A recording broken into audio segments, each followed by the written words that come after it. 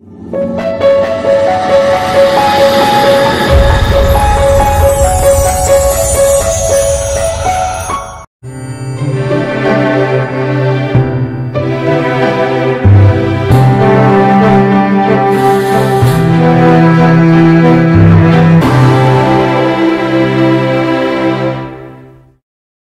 các bạn, hôm nay bếp nhà cô Mỹ sẽ hướng dẫn cho các bạn làm món bánh táo nhân ngày lễ Valentine sắp tới nha các bạn. Hy vọng qua cái món bánh táo nướng này thì chúng ta sẽ có một ngày lễ Valentine trọn vẹn, đầy ý nghĩa. Mời các bạn cùng theo dõi.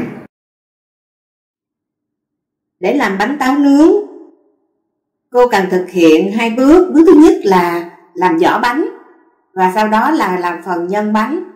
Cuối cùng là chúng ta sẽ đặt những miếng táo tươi lên trên bánh và đem nướng. Đầu tiên cô sẽ làm vỏ bánh. Nguyên liệu để làm vỏ bánh gồm có 250g bột mì, 1 muỗng cà phê muối, 1 quả trứng gà, 30g bơ và 200g bơ cán, 100g nước. Cho 250g bột mì số 11 vào thau, 1 muỗng cà phê muối, 1 quả trứng, 30g bơ mềm,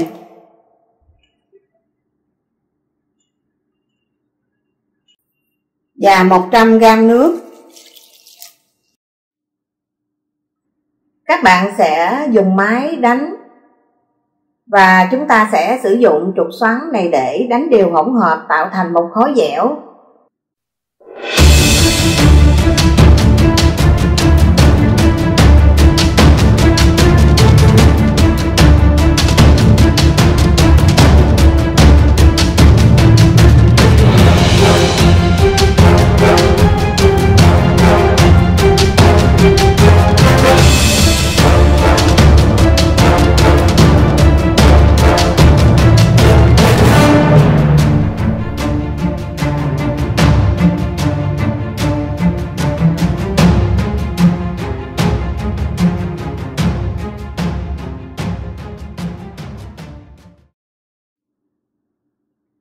Sau khi bột đã được trộn hòa quyện trở thành một khối dẻo thì các bạn sẽ tắt máy và đem xuống để mình cho bột ra bàn và nhào tay.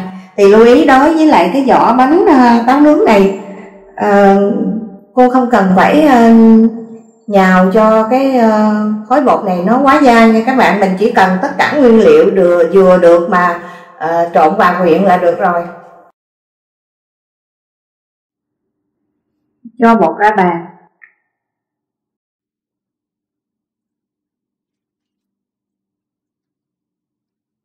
Các bạn quan sát thấy cục bột nha. Sau khi mình đánh bằng máy thì tất cả những nguyên liệu vừa trộn hòa quyện với nhau. Như vậy là được rồi, mình không cần đánh bột quá dai nha các bạn. Và cho bột xuống bàn và mình nhào sơ lại.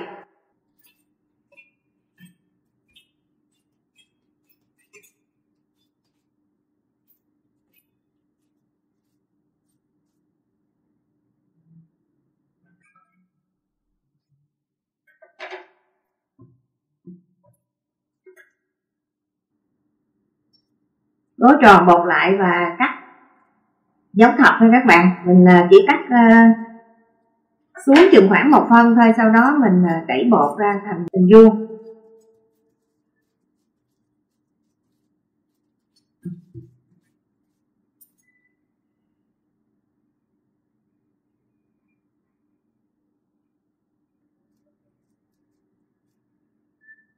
Chúng ta sẽ cán bột ra thành hình vuông nha các bạn.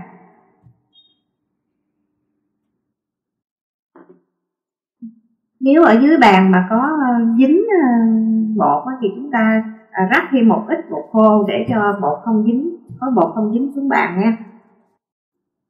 Đây là 200g bơ cán. Thì cô đang dùng bơ cán của Thái. Các bạn sẽ cắt một miếng hình vuông có trọng lượng là 200g. Và khi mình sử dụng miếng bơ cán này thì chúng ta sẽ đặt miếng bơ cán vào giữa miếng bột đã được cán hình vuông ha. Và các bạn chú ý thì để gói cho nó khớp với lại cái miếng bơ bên trong thì cái miếng bột ở ngoài phải rộng và đủ để gói che cái miếng bơ bên trong. Cô đặt lên vậy để đo thì trong cái miếng bột hiện giờ thì nó hơi nhỏ, thành ra chúng ta sẽ cán hơi rộng ra chút để từ những cái cạnh chéo này mình gói lại thì nó vừa gói kín cái miếng bơ nằm trong theo cái dạng mà vuông nha các bạn. Thường thì người ta sẽ để bột này vô tủ lạnh cho bột có cái độ lạnh dai cứng. Tuy nhiên với cái kinh nghiệm làm thì cô thường hướng dẫn theo kinh nghiệm của mình, nên có những cái khoảng thời gian mình được rút ngắn lại nhanh hơn nha các bạn.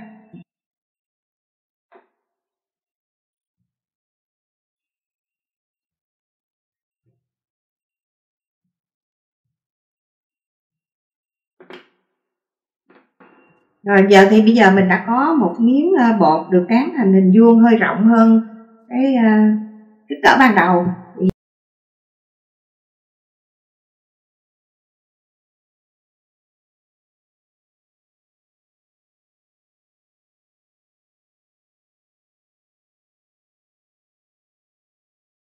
Bây giờ thì chúng ta sẽ đặt miếng bơ, mình ướm thử nha.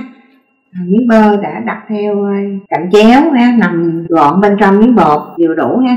Và sau khi mình ướm thấy nó khớp rồi thì mình sẽ đặt miếng bơ vô cố định luôn. Chúng ta sẽ gói miếng bột như thế này ha, gác lên khoảng 1,5 phân cho đến 2 phân.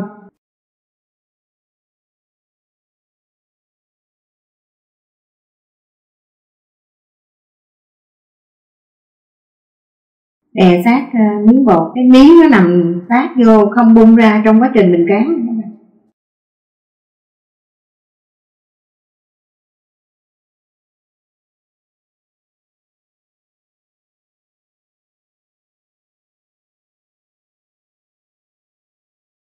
Rắc thêm một miếng bột khô cho cục bột nó không quá ướt, để trong quá trình cán bột không có bị dính ngược xuống bàn. Cán dài bột ra và gấp lại làm 3 phần. Sau đó mình sẽ mang bột để vào tủ lạnh trong vòng khoảng 10 đến 15 phút cho bột có cái độ lạnh và ổn định lại. Tiếp tục chúng ta cán lần thứ hai và gấp làm 3. Cứ như vậy chúng ta sẽ cán 3 lần, tức là 3 lần cán đều là bột được gấp lại làm 3 nha các bạn.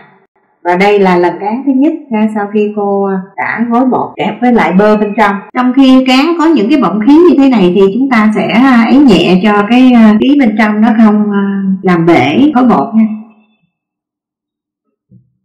Cán từ ở giữa đi ra, đẩy nhẹ và nén bột xuống bàn mỏng dần ha.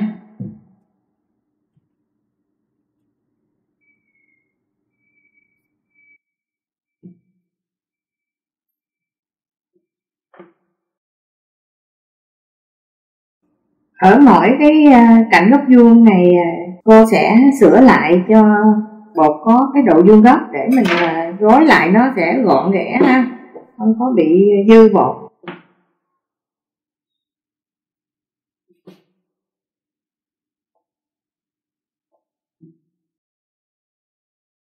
Bột được cán mỏng ở độ dày khoảng 1 phân, sau đó dừng lại và gấp bột lại làm 3 phần.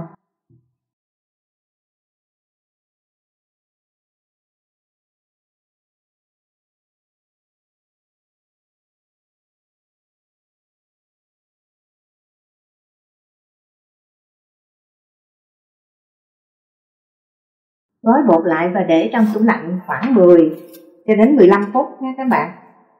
Để bột mau lạnh chúng ta có thể để vào ngăn đông. Sau đó chúng ta sẽ đem ra và cán lần thứ hai gấp 3. Để bột nghỉ lạnh 15 phút cô lấy ra và bắt đầu mình cán lần thứ hai.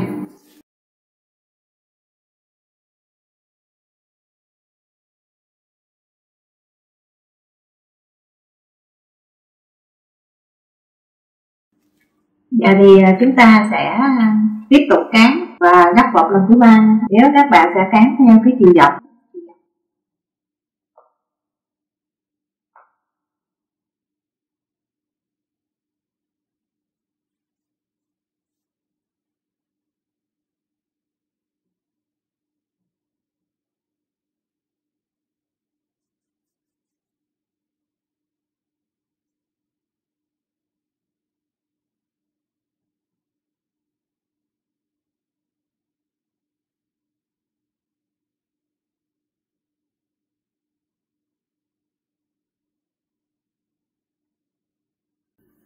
Cá xong lần cuối cùng để bột lạnh, cô mang bột ra và cán mỏng ra, độ dày khoảng 4 mm.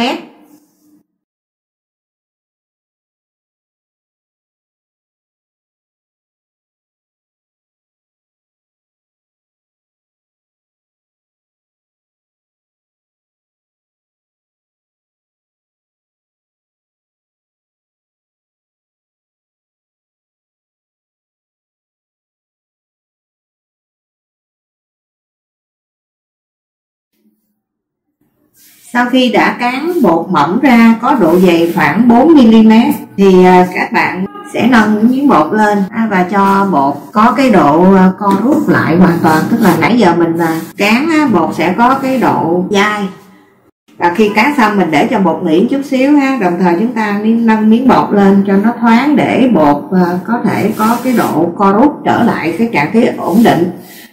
Nằm ở trạng thái ổn định thì lúc đó chúng ta sẽ dùng khuôn và ấn thì miếng bột sẽ không bị co rút nha các bạn. Cô dùng khuôn ấn hình trái tim.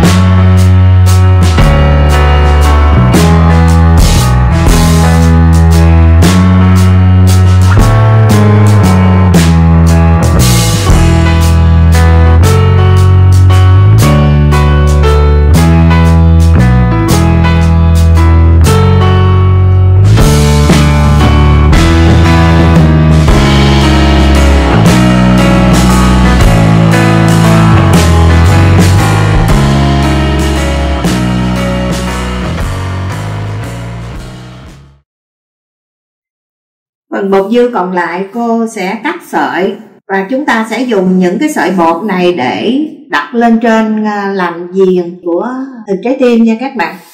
Cô sẽ cắt cái sợi này có cái bề ngang chừng khoảng 5 ly.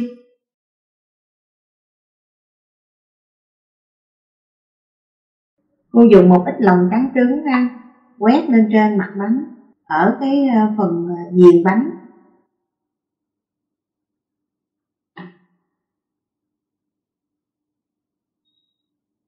Sau đó chúng ta sẽ đặt miếng bột lên và dán theo viền bánh nha các bạn. Tới ngay chỗ cái cạnh nhọn này chúng ta sẽ xếp ngược lại, đè xuống nha.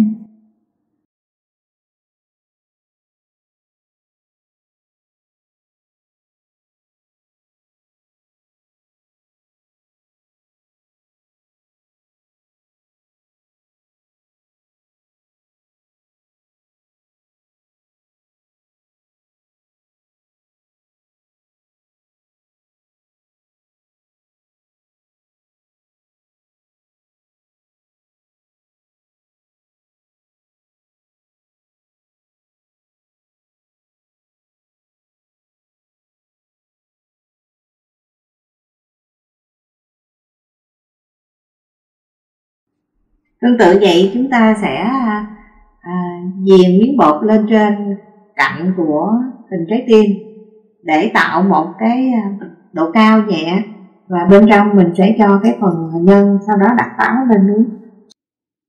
Sau khi đi viền ở cạnh bánh xong, các bạn thấy hình trái tim rất là rõ nét.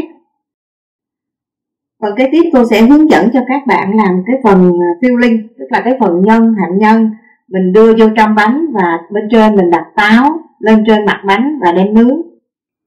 Nguyên liệu để làm nhân gồm có 50g đường cát, 50g bột hạnh nhân, 1 quả trứng gà, 10g bột mì và 50g bơ mềm.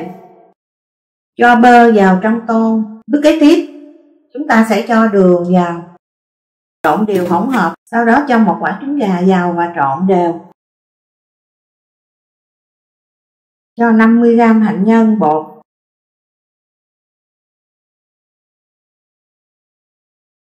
và 10 g bột mì vào. Bước kế tiếp cô sẽ cho nhân vô trong bánh.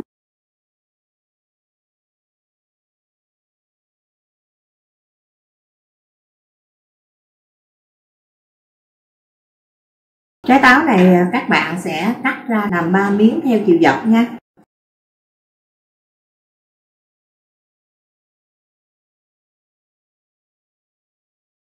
Chúng ta sẽ dùng dao tỉa trái táo lại theo hình trái tim cho nó khớp với lại cái hình trái tim của cái bánh. Chúng ta sẽ cắt chữ V ở dưới nha các bạn.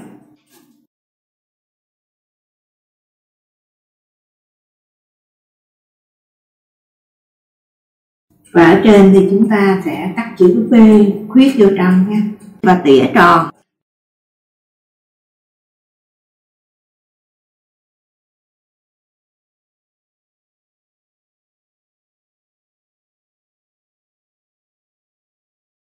Sau đó thì chúng ta sẽ cắt từng miếng khoảng 4 ly và cắt xéo vô trong.